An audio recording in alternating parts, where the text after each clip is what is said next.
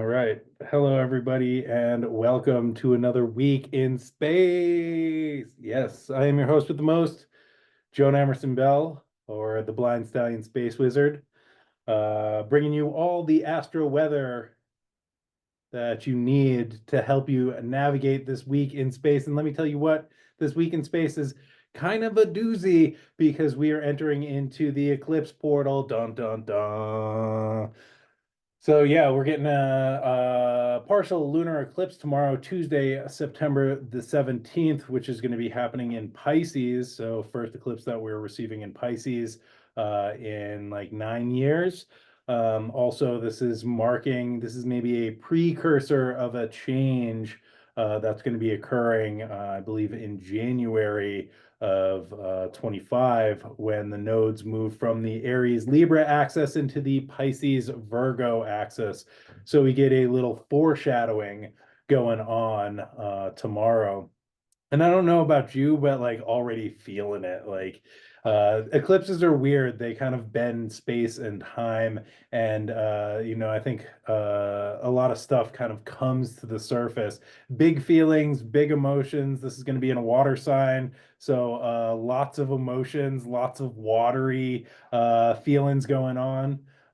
So we'll be talking about that today. And there's a bunch of other transits that are going on that I will try and get through. A lot of them are kind of encoded in the eclipse chart. So we'll touch on a bunch of stuff that's happening. I also, a little disclaimer, I was at the Astromagia conference, which big shout out to JD Kelly and Astromagia, which is a astral magic conference that happens every year online. And it's like 3 full days of like deep nerd stuff on astrological magic and a bunch of other magical stuff. And so I've been sleeping like 5 hours a night. I haven't done, or 4 hours a night. I haven't done most of my prep for this. And I've just been sort of awash in lectures on some like deep cut astrological magic stuff, which was a lot of fun, but I'm a little behind the 8 ball today. So please bear with me. And I'm going to do the best that I can to translate what I think about this eclipse chart and what's going on with eclipse season and this week in space. So hopefully this is accessible. I also might kind of veer into some of the stuff that I learned because there was some fantastic talks um, just based on or like framing around living in a magical world and like an animist view of reality and the ways that we are co-creating and participating with the planetary energies, which is totally my vibe. And that is the astrological vibe that I try and bring to y'all each week. And one of the ways that I like to do that is through storytelling, because I think when we are telling our stories, we are kind of imprinting them into the greater narrative of space-time and the narrative of the universe. Just like when we retell myths, we are reactivating these kind of living entities that are encoded in the fabric of space-time. And that sounds a little heady, but I don't know. This is sort of a premise that I took away from some of the talks, just the participatory nature of reality and the astral realms and the ways that, through storytelling and through telling our own stories, we are co-creating this reality. So that's maybe a framework that I'm looking at, or a lens that I'm looking at the astrology of this week, or maybe forever through. But I can also change, right? So, anywho. I just want to thank everybody for being here and welcome on in. And without further ado, let's jump into the astrology of the week. So, starting off today, Monday, September the 16th, we are getting a opposition between Venus in their home sign of Libra, opposing Chiron over there in Aries. This is going down at 22 degrees and 25 arc minutes of those cardinal signs. And so this, because this is happening today, this is also going to be part of the eclipse chart, right? So this energy of Venus and Chiron is going to be all up in the eclipse chart. And Venus is love, relationship, and values, and Chiron is our wounding, our core wounding. Right. And I think one of the gifts of Chiron is that it's not just like you're wounded, you're fucked, that's it, right? Chiron is like, okay, this wound points the way to healing, and not only to healing, but it also points a way to teaching and helping others and ways of being of service. Through what we learn in our own healing process and our own healing journey, it assists us in supporting other people as they go through similar experiences. And I think that this is incredibly powerful, right? Chiron teaches us that the medicine grows right next to the poison. So it's those places that we're wounded, where it hurts, where we sort of like, protect ourselves. Chiron says, okay, there is some medicine there, right? How do I find that? How do I go into that? And how, like, once I access that, how do I teach other people about this, right? How do I share this? How can I use this to be of service? Venus, again, dealing with relationship, right? So if we're have this opposition of Chiron, this wound, and Venus relationship, so these relationship wounds that are sort of being activated today and through the eclipse. And so, one of the ways that I think about our wounds, right, and relational wounds is that a lot of the wounding happens in relationship. And so we need relationship, safe relationship, to repattern and create kind of a safe container in order to heal these wounds, right? We are wounded in relationship, so we need relationship to heal, right? And, I think therapy is an example of this. It's creating a safe container so that we can repattern our core wounding through relationship. Now, therapy is not the only way of doing this, right? I think it's about creating healthy relationships that are based on your value system, because Venus also has a lot to do with our values. So being able to have relationships that are in line with our value system, I think is really important. And that creates that kind of alchemical vessel where we can go through this transformation and we can access this healing process, right?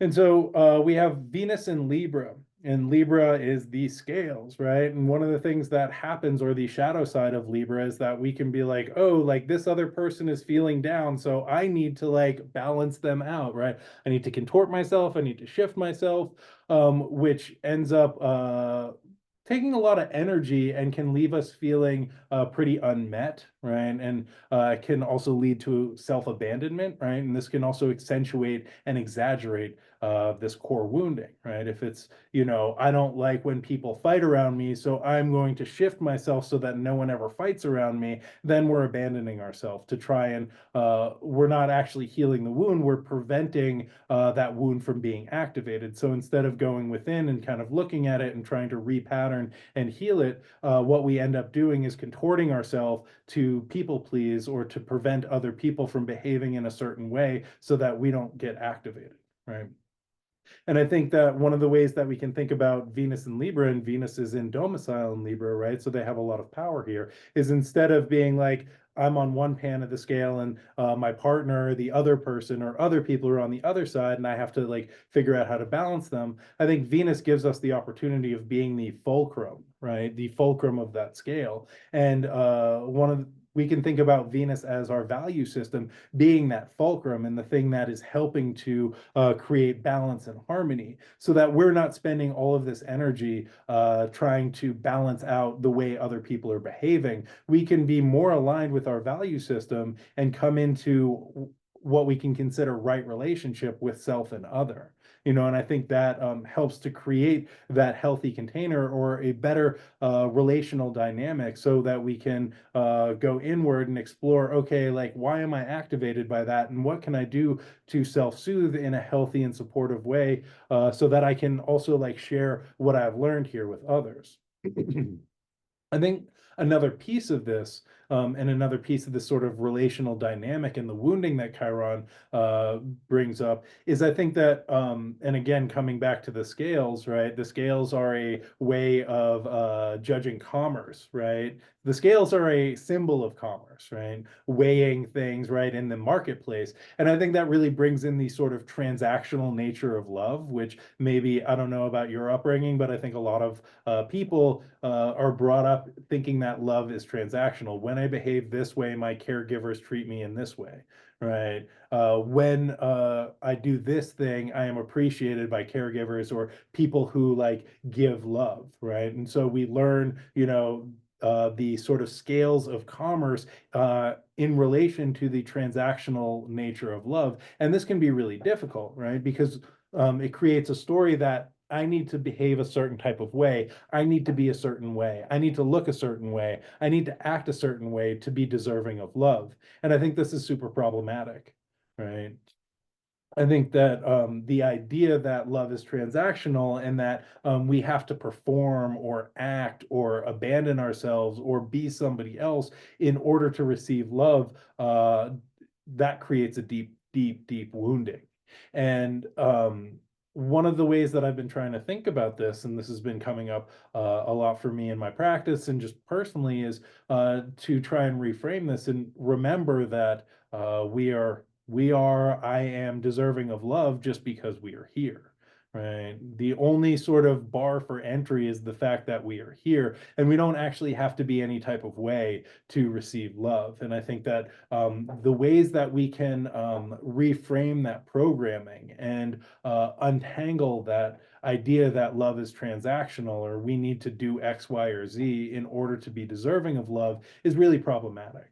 And what are the ways that we can allow ourselves to receive or be or feel love just by the virtue of us being here, right? Without having to perform, without having to act, without having to do, without having to say, but just being here and participating in this living universe is, I think, an act deserving of love.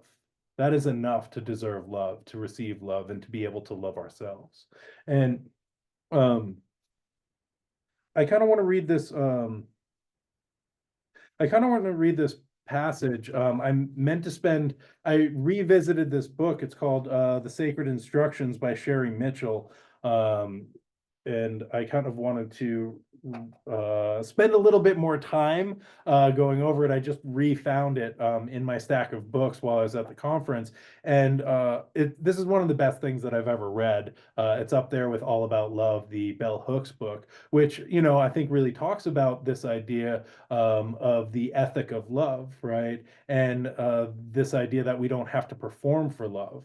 And Bell Hooks makes this differentiation between like death-based societies and life-based societies, or death-based ideas and life-based ideas, right?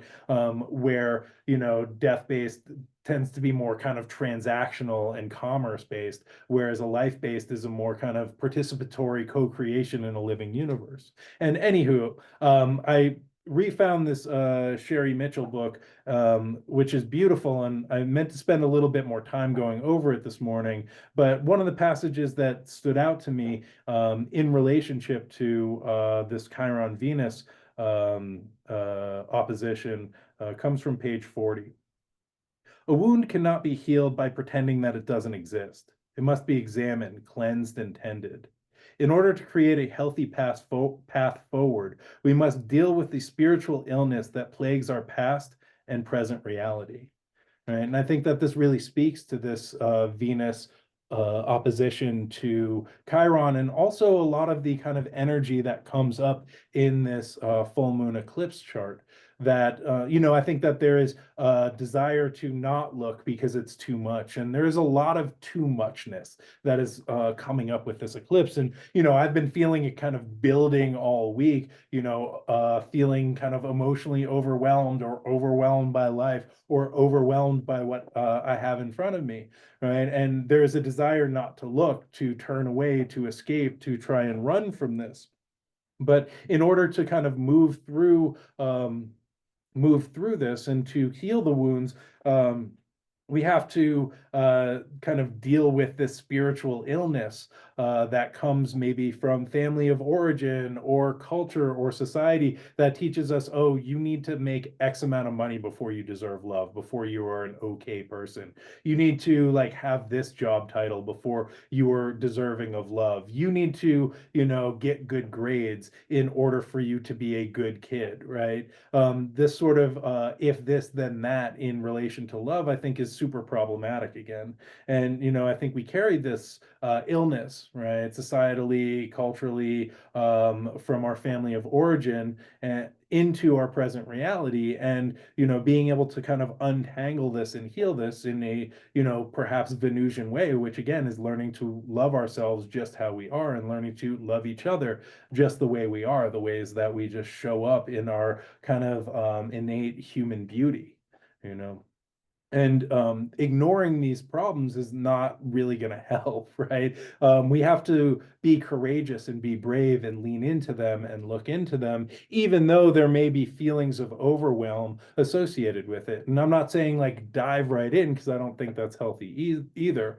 But finding ways that we can kind of turn towards, right, and lean in healthy and safe ways. And also, this idea of being able to love ourselves and each other through this.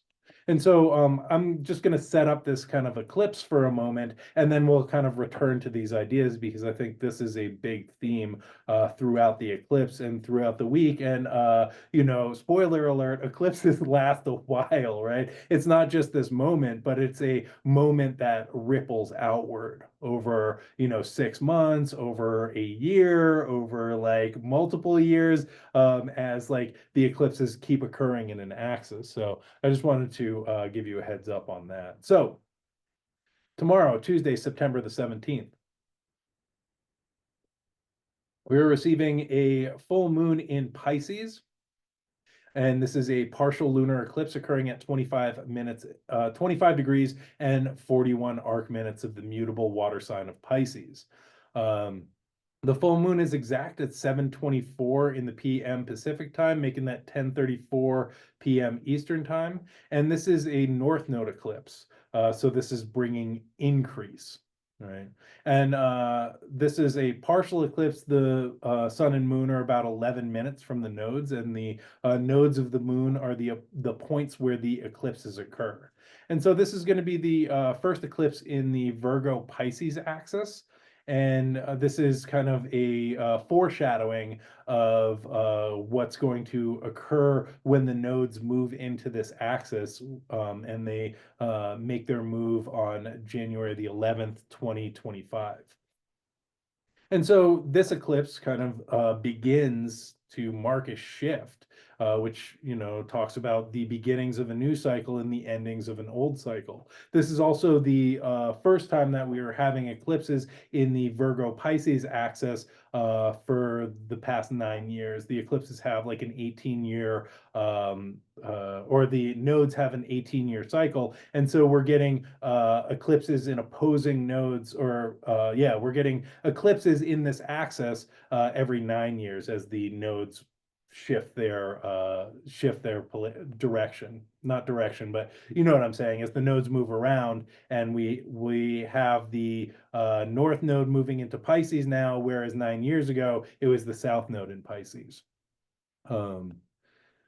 So um Oh yeah, somebody saying it sounds intense and it's already been wild around here. Yes, and that, my friend, is the feeling of an eclipse, right? Eclipses bend space and time, and they are kind of these energetic moments where I think a lot of energy comes into the system, and it brings things to the surface so that they can be worked through and cleared, so that we are able to move forward in a different way, in a more skillful way, ideally, right? And this is one of the reasons that I've sort of been harping on the this like idea of self-love and the ability to love ourselves and each other in a non-transactional way, because I think that this is one of the things that is really coming up, and some of that core wounding that is coming to the surface, that we have an opportunity to kind of clear and work through, so that we don't have to carry it in the same way moving forward. So eclipses bring up lots of feelings, right? And Laquita just brought that up in the chat, right? Like it's sort of been building and now it's coming to the surface. And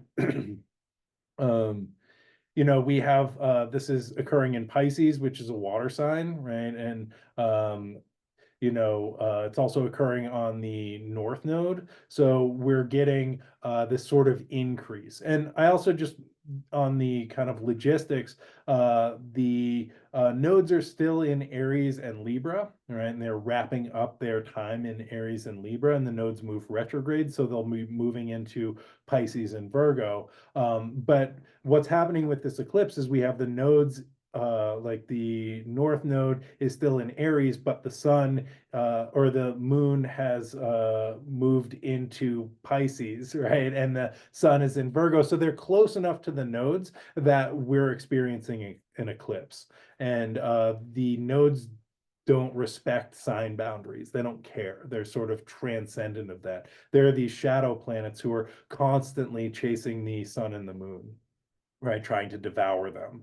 And so, with this being a North Node eclipse, and the North Node in the Vedic tradition is known as Rahu, who is the head of the dragon, who is constantly consuming and consuming, bringing increase and pulling us deeper into incarnation, right? And with the North Node sort of consuming now in Pisces, I think that this is like a high tide moment, right? Where the emotions, the watery emotions, the Piscean feelings come to the surface, right?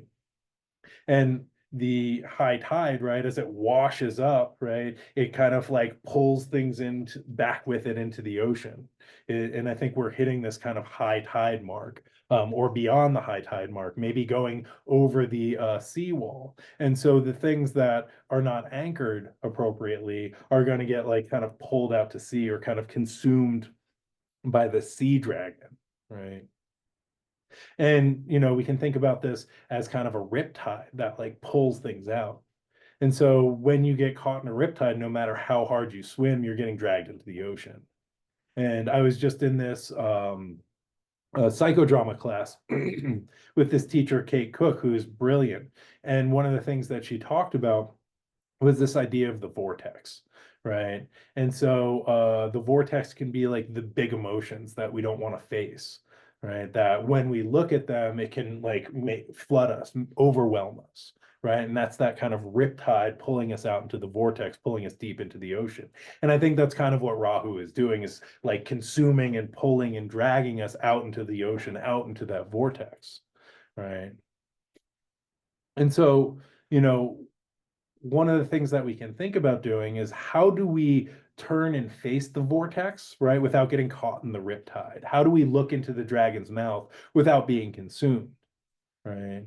And to face that dragon, it can be really overwhelming, and we might want to run away, right? And so that running away can lead to that vortex of escapism, right? And drugs, alcohol, sex, work, doom scrolling, whatever, right? Whatever your pleasure, right? There's this reality, or samsara is full of multiple ways of disassociating, checking out, running away, escaping. And I think one of the ways that I see this is sort of like being on a beach, with like one side is like the vortex of sorrow, right? And on the other side is the vortex of escapism, right? Where we turn to one, it's like, whoa, no, and then we get pulled into the other. And so again, I think one of the things that comes up with this eclipse is thinking about how we can anchor and ground ourselves to be able to be with, to turn towards, and to manage our feelings of overwhelm, so that the floodwaters don't take us, right? So that this emotional riptide doesn't pull us out, or our desire to escape from it doesn't pull us away in the other direction, right? And so to think about, what is the beach or the land, right, that supports us? What are the things that we can hold to, and the community that we can hold to, that helps us to hold fast, that helps us to be here and to feel supported, so we don't get flooded and overwhelmed and swept out and devoured, or run the other way and get swept out and devoured. And, again, like we might have the vortex of, the big feelings, the big emotion on one side, and on the other side is maybe the dragon's tail, Ketu, which is disassociative, right? Which pulls us out, which is escapist, right? And these nodes sort of travel like this, right? One devouring and pulling us into one vortex, the other making us want to run away and escape, and pulling us into another vortex, right? And this is the sort of churning in the in the Vedic tale. This is the kind of devas and asuras, the kind of saints and demons, or angels and demons, who are pulling on this serpent, right, to churn the great milk of the ocean, right? The Milky Way, to bring the elixir of life. And I think these nodes are constantly pulling us in either direction. And through this pulling, we are doing this churning where the elixir of life comes to the surface and we are able to develop a new life, through this kind of churning. And I think what is important is we find our footing and we find our ground. And if we get pulled out, that's okay, right? But what are the ways that we are able to come back to ourselves, come back to safety? What are the ways that we are able to come back to our beach, whatever that looks like, and to come back to that alignment and that sense of center, right? What are the kind of elements or spirits that help us to return to the self, that support us through this journey, through this kind of churning of the devas and asuras, right? And how do we fix the volatility of these waters so that we can stay safe and we can turn towards the vortex and hear its call and not be totally overwhelmed and dragged away, right? And so, sorry, I'm just checking through my notes. I'm gonna take me a break. I think I just said a lot right there. And so Pisces, or one of the aspects of Pisces, and I think that this is important, is because this eclipse is occurring in Pisces, right? Is seeking to dissolve the individual parts back into a unified whole, right? And it is seeking unity through this kind of dissolution. And so to think about what are the containers and structures we can use to direct and channel this energy, right? This dissolving energy. And what systems and structures can we use so we don't get totally washed away? And so during this eclipse, right, we have the moon kind of stuck between Saturn and Neptune. It's also in a square to Jupiter. This eclipse is happening at, I believe, 25 degrees of Pisces. We have Neptune right there. Let me just look at my chart to make sure. We have Neptune retrograde at 28 degrees, right? We have Saturn in Pisces there at 15 degrees, and we have Jupiter squaring this whole lot from mutable Gemini at 20 degrees. So a lot of like energy in this last decade of Pisces.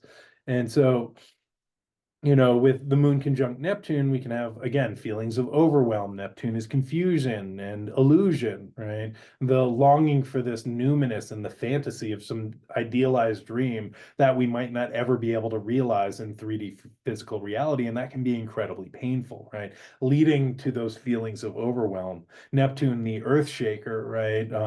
Or Poseidon, the Greek Neptune, right? The Greek version was known as the Earth Shaker, who governed over the kind of waters that flowed underneath the earth all over the world. And when Poseidon got upset, these waters would sort of bubble and boil, right, and create earthquakes. So we can have these underground subconscious rivers, right, that are kind of destabilizing as the full moon can conjuncts Neptune and like increases, right? Increases the kind of subterranean waters of the psyche.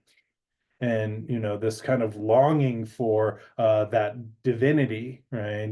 Longing for the numinous can feel really heartbreaking. And these waters of the unconscious being drawn to the surface.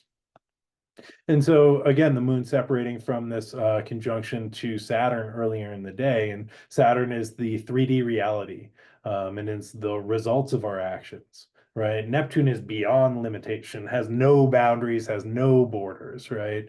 And can be a little overwhelming in that way. And Saturn provides those structures and boundaries, and I think can help us to be an anchor. And My personal opinion is that Saturn can be a remediation for the outer planets, which can be too big, too much, right? Can be overwhelming, can be uncontained, and Saturn can provide a container or a limitation or a boundary against some of these energies, right? So I think here with all of this kind of like flooding energy, Saturn can help to really anchor us and tether us to what feels real and meaningful, right? Saturn might help us to find that beach.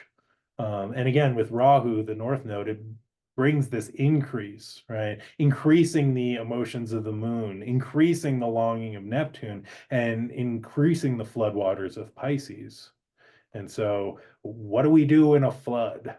And to think about that, right? We can raise things up, right? We can build flood walls, we can sandbag things, but like what happens when the tide rises? Right, and overwhelms us. And I just want to say that unfortunately, I haven't had time to do my astrology themed radio show this week. And that's such a bummer because I have so many good songs for this week. And maybe I'll put something out if I can muster the energy. I'm sort of worn kind of thin, but I really miss doing that. And I have so many good songs. Anyway, back to the topic at hand. Yeah, get your surfboard. Excellent, excellent advice. And another way that we can think about that is the biblical story of Noah and the ark, right? The biblical story of the flood. And according to Edward Edinger, who's a Jungian analyst, the flood refers to an impending flood by the unconscious. Right? In such desperate circumstances, Noah, who is the ego in this story, perhaps, receives the promise of a covenant from Elohim, which in Jungian terms could be seen as the self or that numinous quality. Right?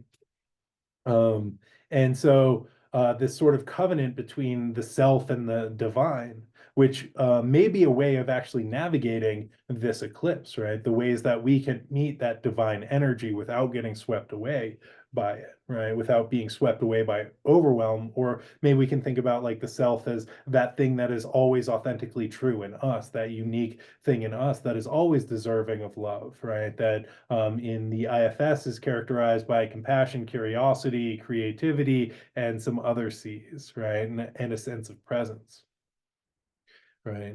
And so in the tale, Noah listens to the disembodied voice of Elohim who tells him to build the ark. And this is the maybe Neptunian connection with the numinous, right? Coming in through the fantasy or the dream that Noah receives. And he gets this message through the walls of his hut. And walls are notoriously Saturnian, right? They are the structures that help to contain us. And so here we have an example of the boundaries and containers that we exist in shifting from a house into an ark, right? Which I think this is really interesting. Something that is rigid and fixed, right, into something that is mobile and mutable. And where a house becomes flooded, an ark rides upon the waves. And where a house or a hut is designed to keep things out, an ark contains the seeds of new life. And it literally contains the duality, which has the potential to create a secret third thing, right? Which I think is really interesting. So like how do we like transform these sort of rigid structures of this is my house into a Saturn and Pisces mutable structure as an arc that can flow on top of the floodwaters? And so Edward Edinger is sort of interested in the idea of the covenant as a conscious connection between the ego and the self, right? Or that divine numinous quality of us, which occurs at times when the unconscious is highly activated and threatens to inundate the ego. So again, with this eclipse and this sort of Piscean flood of emotional waters, right, sort of rising, we are in a space where the unconscious threatens to overwhelm the ego. And so this is an opportunity to make that covenant between the divine and our ego, right? To shift the ways that we are participating. And I think these moments of crisis really bring that to the forefront. And so, yeah, this is an opportunity to strike a deal or find a balance. And we can, turn to Saturn as an element of structure, to help us navigate this rising emotional tide. And I think Saturn in Pisces can help us to build an arc. And so how do we survive a flood? Right, which I think is a really interesting question that I'm going to be thinking about. This is sort of how I'm framing this eclipse for myself. Michael Mead, who has the Living Myth podcast, has an excellent episode about Noah and Jonah, these two biblical stories, and two examples of surviving a flood. And I'm drawing a lot of my sort of thinking on this for this talk from his podcast, and I recommend checking that out. Maybe I'll put a link to that in the YouTube. But Michael Mead talks about the ark as a life-preserving vessel that helps us to survive the floodwaters of change, right? The ark represents a protective element that prevents us from being flooded. And to be flooded is to be overwhelmed, to be swept away, and to be pulled away from ourselves and away from the supports and anchors that ground us, right? It's us being sucked into the vortex, away from that beach that kind of anchors and supports and holds us, right?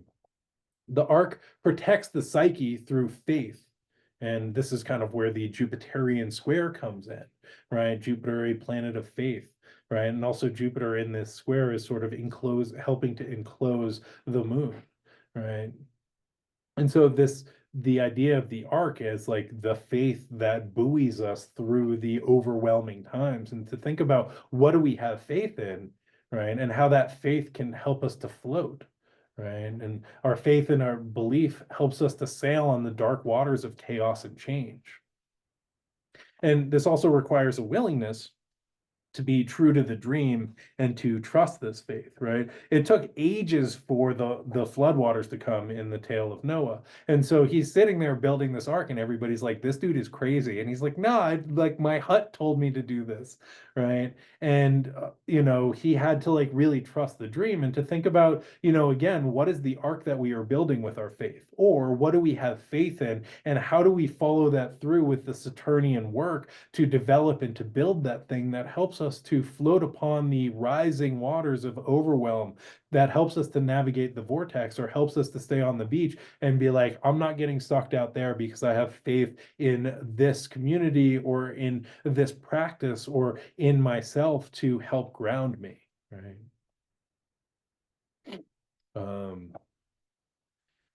Da, da, da. And I think, being able to follow through and to do the work of faith, right? And to trust the process, which is very much about this process of life, death, and renewal. And part of this eclipse chart is we have a grand trine between the sun in Virgo, Uranus in Taurus, and Pluto at the anaretic degree of Capricorn, right? And this is this process of life, death, and transformation, right? And rebirth and renewal through the process of letting go and the process of death, right? And a new world being created after it is cleansed. And to be able to trust that process and not hold so rigidly onto something, right? And I think holding on to the hut, right, and being like, this will protect me, is not adequate when the flood waters rise really high. We need to allow that hut to transform and our structures to transform to support us and to trust this process that something new will come at the end, right? That there is a renewal and a transformation. Right. So Saturn in Pisces can be this arc that helps to support us, but it can also be the whale that swallows Jonah, my namesake. And I love this story. And this is the story that I've been living out my entire life. Thanks, Mom and Dad. All right, so in this tale of Jonah, his life-preserving vessel is the whale swimming in the depths, right, of life, swimming in the depths of the unconscious, swimming maybe in the dark seas of chaos, right? And the whale is maybe this cosmic womb, right? So this is being devoured by this whale is taking us back into the unconscious, back to the beginning, and then being reborn, regurgitated out through the mouth of the whale. Right. This can also be Saturn eating his children, right? Saturn, notorious notorious bad dad Saturn devouring his children.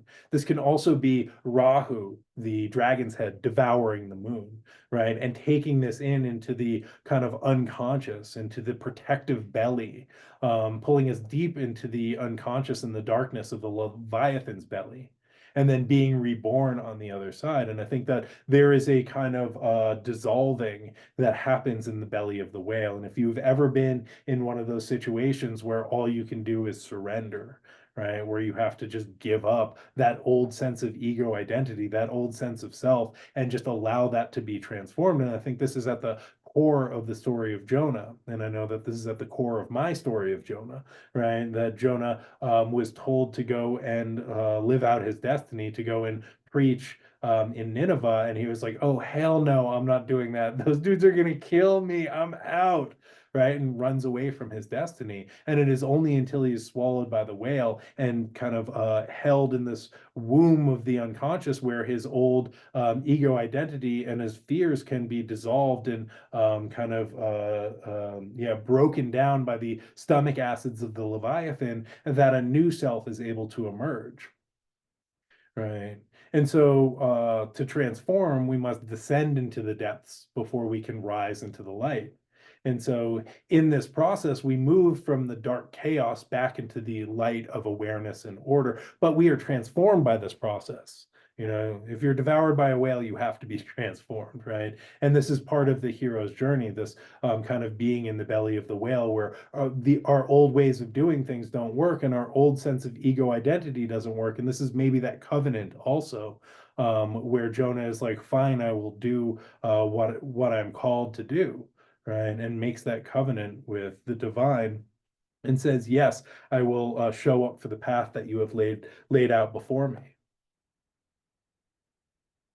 You know, so this allows for the dissolving of an old self and becoming aware of our true faith, as well as our inner resources and true potential through the pressure of the whale's belly.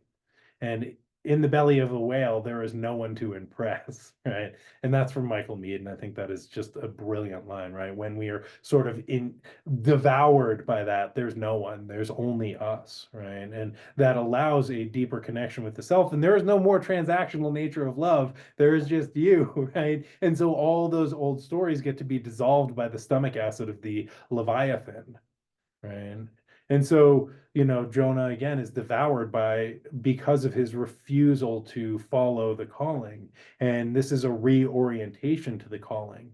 And Virgo, right, where we have the sun is, you know, part of that is to be of service, to step into our calling, to say yes, right, to the call to adventure or our calling. Right. And Pisces might be that calling coming from the voice of the divine or the self, or however you want to frame that, or even the walls of your hut. Right. And so, how do we listen to the call, and how do we show up for it? And how do we say yes to it? And how, like, what are the ways that we allow ourselves to be transformed through this journey? And how do we navigate the rising floodwaters? And I think, you know, what I surmise from these tales is either we ride above it or we ride within it. And either way, we are transformed, right? But I think that this is an opportunity through the pressure, through noticing what's rising, to find the ways that we are able to anchor ourselves, so we again can turn towards that vortex without running away into a different vortex, where we can allow ourselves to be swallowed and digested, so that a new, more authentic self can emerge on the other side through the pressure of that experience. And then, you know, we got a bunch of other uh, transits happening, but you know, I think that's enough. I think that's a good place to end this tale for today, because I'm tired. It's been a long week, and it's just beginning. And you know, I wrote down a bunch of other things, but I don't know. I think that's enough. I think you know, you can just think about your arc and think about the whale and think about the beach and think about the ways in which, you know, this as the floodwaters rise, we can support ourselves and hold fast to the things that are resources and the things that are anchors. And so we can think about, what we love. Oh, thank you guys. I really appreciate you all. Thank you so much for being here. Oh, thank you. um, you know, to think about the ways that we are supported and anchored, and what are the anchors, right? What are the ways that we are able to feel connected and supported so that we can weather the flood waters, right, as they rise. And maybe I'll just end this with another quote from Edinger.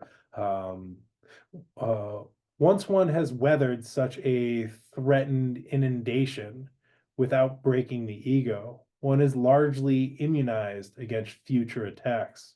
Sometimes the actual image of a rainbow is used in dreams to convey this message, right? And so, you know, at the end of the tale, and I think this is another component of the, okay, I'm on it again. This is another component of the eclipse chart, is we have this grand Earth trine between the Sun, Pluto, and Uranus, right? Which maybe we can see as this grounding element, or Mount Ararat, which is where the ark eventually lands. Right. And so there is land, there is a mountain, right? There is an earth trine, there is a triangle that helps to support us and ground us, right? That we can orient towards, or that we are maybe being taken to with the Uranian influence in this chart, and being able to land and reground and reconnect. And having weathered this flood, or this inundation, or this devouring, without losing ourselves, without having our ego shattered, allows us to be like, oh, damn, I made it through that, right? That builds resilience, that builds survivability, that says like, oh man, like that was really tough and that was really challenging, but I was able to use my resources. I was able to find support. I was able to find a way of anchoring, and I made it through.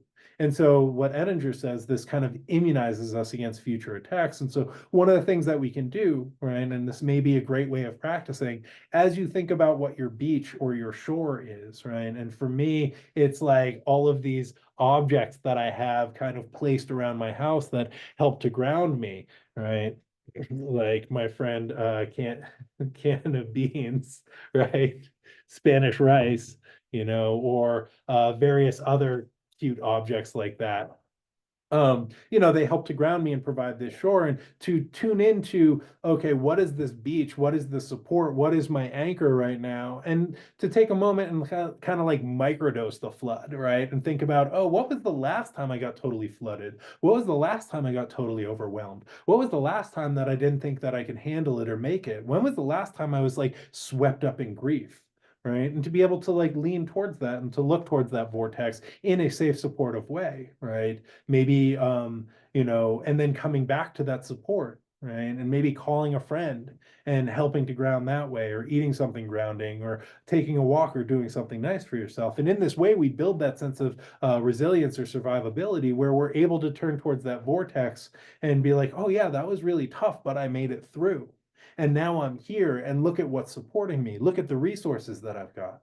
And if I was able to make it through that, having less resources than I do now, maybe I can make it through this, and on the other side, I will have even more resources and even more support. So that's something that we can think about as we sort of navigate our ship, the SS Minnow, our arc, the SS Minnow, towards, the Gilligan's Island of our future, right? Our coconut radios and impromptu concerts by the Monkees. So something to think about. And uh, so yeah, something to think about. And with that, my friends, I will bid you all a fond farewell. I thank you all so much for tuning in. And it's an interesting, maybe I just have water on the brain, because part of my role at the Astromagia conference was running the Riverboat, which is the sort of conversation lounge. So I've been, that's why I'm wearing my captain's hat, right? Because definitely like trying to steer the ship, the good ship, right, into a place of safety and support and resilience. And, if you need support on your nautical journey during these eclipses, please feel free to hit me up, DM me on Instagram, check me out on the interwebs. I'm available for tarot and astrology readings, and I do coaching. I'm just wrapping up my graduate degree right now in mental health counseling. And in a couple of weeks, I will have more time. But if you are interested, I don't know, in checking out your chart, having conversations, getting a little insight or wisdom into how you might be able to construct your own magical arc, hit me up. I'm around. So thank you all so very much for tuning in. Maybe I will get a radio show out someday. I apologize to my patrons who I've been slacking on, but please bear with me. It's been intense, and it's been intense. But I'll be churning out some content pretty soon. I'll be putting out a tarot reading for this eclipse on my Patreon probably later today, and getting back to my radio show as soon as humanly possible, because I really missed that. That's one of my beach activities. And other than that, yeah, have a great week in space, my friends. And until next time, be well, and may the force be with you. Take care now. See you all next time. Bye.